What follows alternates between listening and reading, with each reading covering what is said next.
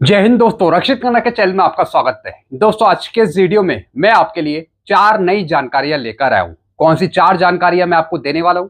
सबसे पहले मैं आपको उसकी जानकारी दे देता हूं। सबसे पहली जानकारी मैं आपको दूंगा, कई पेंशनर की शिकायत, पेंशन आने के बाद कोई भी पीपीओ नहीं मिला, क्या करें? जी हाँ दोस्तों, बहुत से पेंशनर्स मेरे पास शिकायत करते हैं कि सर, जब हम पेंशन आए, जब हम रिटायर आए, तो उसके बाद हमें पीपीओ नहीं दिया गया। हमारे पास कोई भी पीपीओ नहीं है, ना ही 7 सीपीसी का, ना ही कॉरिजेंडम पीपीओ, ना ही छठे वेतन आयोग का पीपीओ। तो दोस्तों, मैं आपको बताऊंगा कि अगर आपके पास पीपीओ नहीं है तो कहां से आप पीपीओ ले सकते हैं। पूरी कार्रवाई मैं आपको समझाऊंगा पीपीओ लेने की, अगर आपके पास कोई भी पीपीओ नहीं है। फिर दोस्तों, अगली जानकारी मैं आपको दूंगा, 18 महीने का डीएडीआर का एरियर मिलेगा। शिव गोपाल मिश्रा जी ने कह दी बहुत बड़ी बात। जी हाँ दोस्तों, शिव गोपाल मिश्रा जी ने एक लेटेस्ट मैसेज जारी करा है आप सभी के लिए। 18 महीने के डीएडीआर के एरियर पे शिव गोपाल मिश्रा जी कह रहे हैं कि हम दिलवाएंगे सरकार से 18 महीने का डीएडीआर का एरियर, पेंशनर को या फिर सरकारी कर्मचारी को। तो दोस्तों, लेटेस्ट मैसेज है शिव गोपाल मिश्रा जी का, जो मैं आपको आगे समझाना चाहूंगा 18 महीने के डीए के एरियर पर।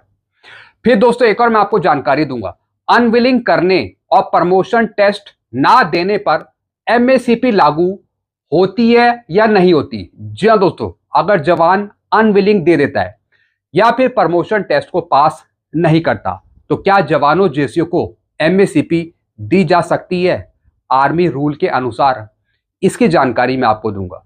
यानी प्रमोशन का टेस्ट अगर आप पास नहीं करते या फिर अगर आप अनविलिंग दे देते हैं, तो क्या आपको एमएससीपी मिलती है या नहीं मिलती? आर्मी रूल दिखाकर आगे समझाऊंगा। फिर लास्ट इंफॉर्मेशन मैं आपको दूंगा, 8 सीपीसी पर ज्ञापन जमा करने की आखिरी तारीख नजदीक। जी हाँ दोस्तों, 8 सीपीसी की वेबसाइट पे 8 सीपीसी पर मेमोरेंडम जमा करने की आखिरी तारीख आ चुकी है। तो 8 सीपीसी की वेबसाइट पे जाके मैं आपको समझाऊंगा कुछ जानकारियां 8 सीपीसी के ज्ञापन को जमा करने पर, सारी जानकारी आगे दूंगा। तो दोस्तों, बस यही 4 जानकारी है जिन पर मैं बात करूंगा, इसलिए वीडियो को आप शुरू से लेकर आखिरी तक देखिएगा। जानकारी में आगे बढ़ने से पहले एक छोटी सी अपील मैं आपसे करूंगा, और अपील है चैनल सब्सक्राइब की। देखने में आया पेंशनर्स, फैमिली पेंशनर्स वीडियो तो देख रहे हैं, लेकिन अभी तक उनमें से कुछ पेंशनर्स ने चैनल को सब्सक्राइब नहीं किया। ऐसे कितने पेंशनर्स हैं? 35%। और कितनों ने किया है? 64%। तो मैं आपसे अपील कर रहा हूं, जितने पेंशनर्स ने अभी तक चैनल को सब्सक्राइब नहीं किया, तो वो पेंशनर, फैमिली पेंशनर फटाफट सबसे पहले चैनल को सब्सक्राइब कर लीजिए और इस परसेंटेज को 64% से बढ़ाकर 100% कर दीजिए, ताकि आपको सही जानकारियां, नई जानकारियां, एडवांस जानकारियां, सटीक जानकारियां आपको तुरंत मिल सके। तो सबसे पहले आप चैनल को सब्सक्राइब कर लीजिएगा और लास्ट में वीडियो देखने के बाद वीडियो को शेयर कर दीजिएगा, लाइक कर दीजिएगा और हाइप भी कर दीजिएगा। चलते हैं दोस्तों, जानकारियों में आगे बढ़ते हैं। सबसे पहली जानकारी मैं आपको दूंगा, कई पेंशनर की शिकायत, पेंशन आने के बाद कोई भी पीपीओ नहीं मिला, क्या करें? जी हाँ दोस्तों, मैं बात कर रहा हूं स्पर्श के पेंशनर्स की और उन पेंशनर्स की जो सीपीपीसी से पेंशन ले रहे हैं, बैंक से पेंशन ले रहे हैं या फिर ट्रेजरी से पेंशन ले रहे हैं या फिर डीपीडीओ से पेंशन ले रहे हैं। अब कई पेंशनर्स कहते हैं कि हमारा पीपीओ कहीं खो गया, हमें पीपीओ नहीं मिल रहा, या फिर पेंशनर्स कहते हैं कि हमें कोई अभी तक पीपीओ नहीं मिला। दोस्तों, जब भी आप रिटायर होते हो, अगर आप कर्मचारी थे पहले और उसके बाद अगर आप रिटायर हुए, तो दोस्तों पेंशन आपकी तभी शुरू करी जाती है जब आपको पीपीओ दिया जाता है। यानी पीपीओ आपका इशू होता है तब आपकी पेंशन शुरू होती है। अब कई पेंशनर्स कहते हैं कि हमें इनिशियल पीपीओ मिला था, लेकिन वो पीपीओ कहीं खो गया। दोस्तों, अगर आप पहले बैंक सीपीपीसी से पेंशन लेते थे, तो दोस्तों एक कॉपी पीपीओ की सीपीपीसी के पास भी होती है, बैंक के पास भी होती है, जो सीपीएओ है उसके पास भी एक कॉपी रहती है। तो डायरेक्टली आप अपने सीपीपीसी बैंक से कांटेक्ट कर सकते हैं। हाँ, अगर आपका स्पर्श पे माइग्रेशन हो गया उसके बाद, तो दोस्तों फिर आप स्पर्श का पीपीओ लीजिए। जो आपका स्पर्श का पीपीओ बना होगा, रिवाइज पीपीओ बना होगा, तो दोस्तों फिर आप स्पर्श का पीपीओ रखिए।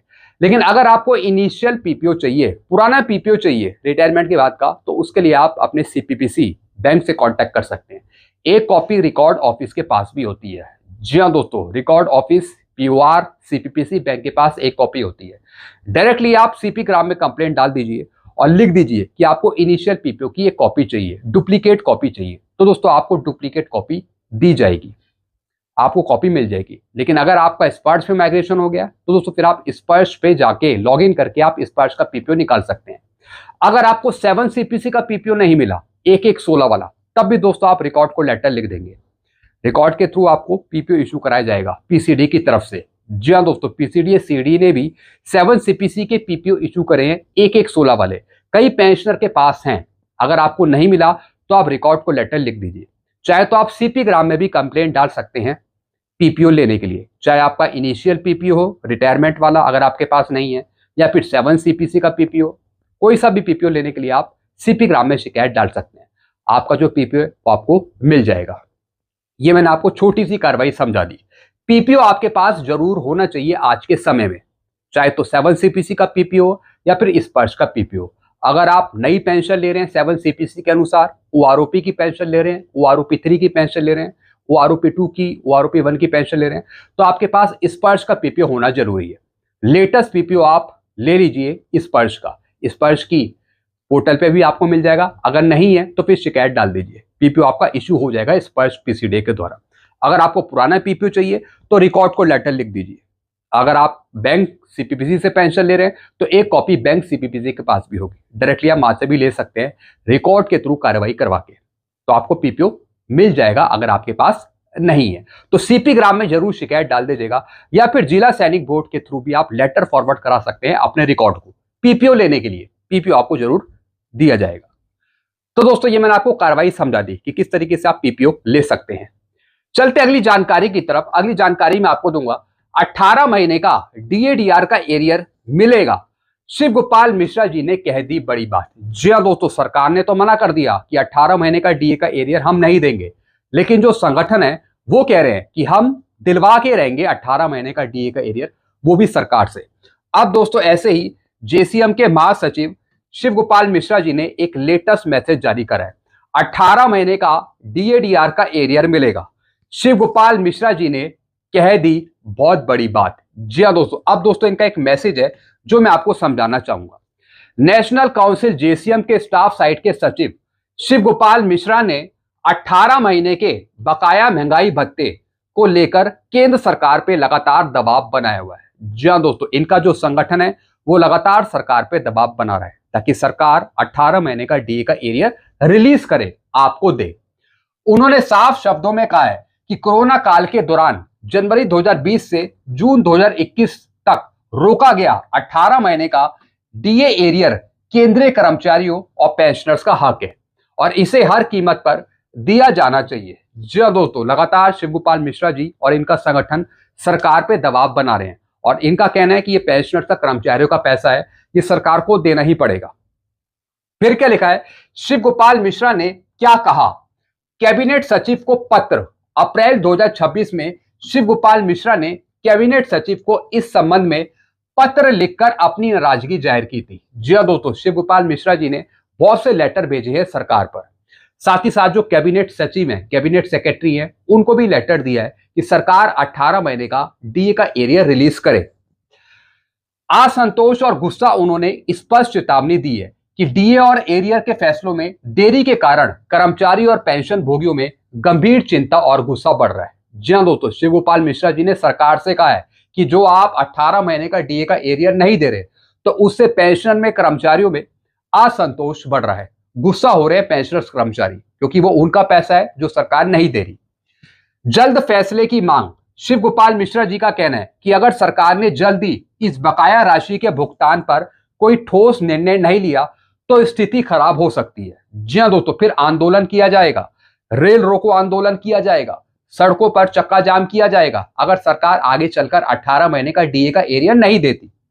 प्रधानमंत्री को प्रस्ताव भी भेजा है। जी हाँ दोस्तों, पीएम मोदी जी को भी शिव गोपाल मिश्रा जी ने प्रस्ताव भेजा था। इससे पहले वे प्रधानमंत्री नरेंद्र मोदी जी को भी इस मामले में आधिकारिक तौर पर प्रस्ताव भेज चुके हैं कि जल्द से जल्द सरकार 18 महीने का डीए का एरियर रिलीज करे। अब वित्त मंत्रालय ने इस पर क्या किया है, शिव गोपाल मिश्रा और विभिन्न कर्मचारी संगठनों की बार बार मांगों के बावजूद केंद्र सरकार ने अभी तक 18 महीने के कोरोना काल के एरियर को जारी करने को लेकर कोई आधिकारिक घोषणा नहीं की है। जी हाँ दोस्तों, सरकार नहीं दे रही 18 महीने का डीए का एरियर, लेकिन शिव गोपाल मिश्रा जी कह रहे हैं कि हम 18 महीने का डीए का एरियर लेकर ही रहेंगे। जो हमने पहले लेटर भेजे हैं तो उसके बेस पर ही हम सरकार से 18 महीने का डीए का एरियर लेंगे। जी हाँ दोस्तों, ये बहुत बड़ी बात है कि अगर इनका संगठन सरकार से 18 महीने का डीए का एरियर दिलवा देता है आपको, तो दोस्तों ये बहुत अच्छी बात हो जाएगी आगे के लिए। तो दोस्तों इनका ये प्रयास लगातार जारी है, लगातार ये सरकार पे दबाव बना रहे हैं कि 18 महीने का डीए का एरियर किसी तरह रिलीज करे आपके लिए सरकार, पेंशनर को दे और सरकारी कर्मचारियों को ले। तो दोस्तों एक ये लेटेस्ट खबर थी जो मैंने आपको दी है। चलते अगली जानकारी की तरफ। अनविलिंग करने और प्रमोशन टेस्ट ना देने पर एमएसपी लागू होती है या नहीं होती? जी हाँ दोस्तों, अगर आप अनविलिंग दे देते हैं या फिर प्रमोशन टेस्ट को पास नहीं करते तो दोस्तों क्या आपको एमएसपी मिलती है या नहीं मिलती?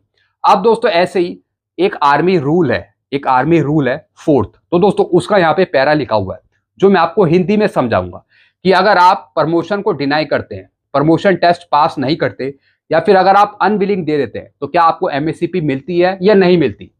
जवानों के लिए अनविलिंग करने और जानबूझकर प्रमोशन टेस्ट ना देने पर एमएसपी लागू नहीं होती। जी हाँ दोस्तों, अगर आप जवान हैं, जेसीयू हैं, अगर आपने अनविलिंग दे दिया या फिर अगर आप जानबूझकर प्रमोशन टेस्ट नहीं देते तो दोस्तों फिर आपको एमएसपी लागू नहीं होती। भले ही आपकी सर्विस 8, 16, 24 पूरी हो, लेकिन एमएसपी आपको नहीं मिलेगी। जी हाँ दोस्तों, अगर आप सिपाही हैं, अगर आपने 8 साल सिपाही में करी है, अगर आपने प्रमोशन को नकार दिया या फिर अनविलिंग दे दिया या फिर दोस्तों अगर आप जानबूझकर प्रमोशन टेस्ट नहीं दिया आपने, तो दोस्तों फिर आपको नायक की एमएसपी नहीं मिलेगी।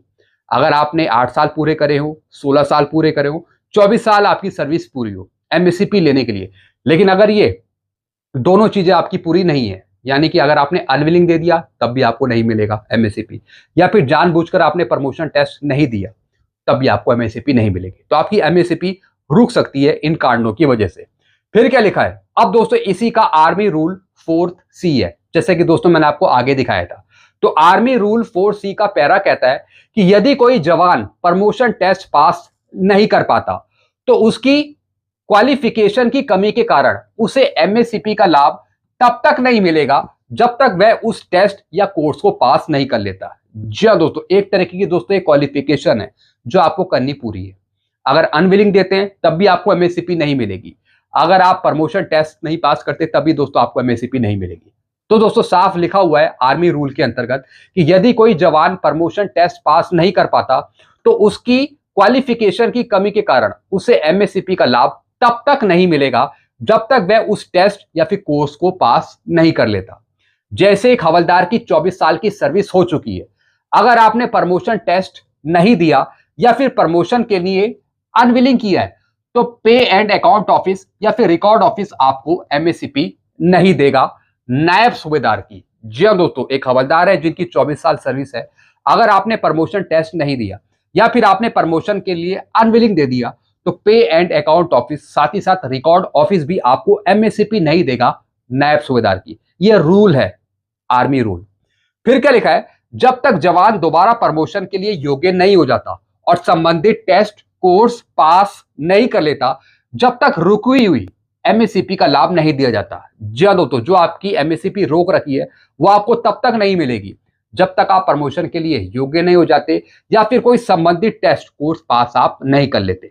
तो दोस्तों साफ इसमें क्लैरिफाई कर दिया है। आपने देखा होगा कई जवानों जेसीयू को एमएसपी नहीं मिल पाती इन्हीं कारणों की वजह से।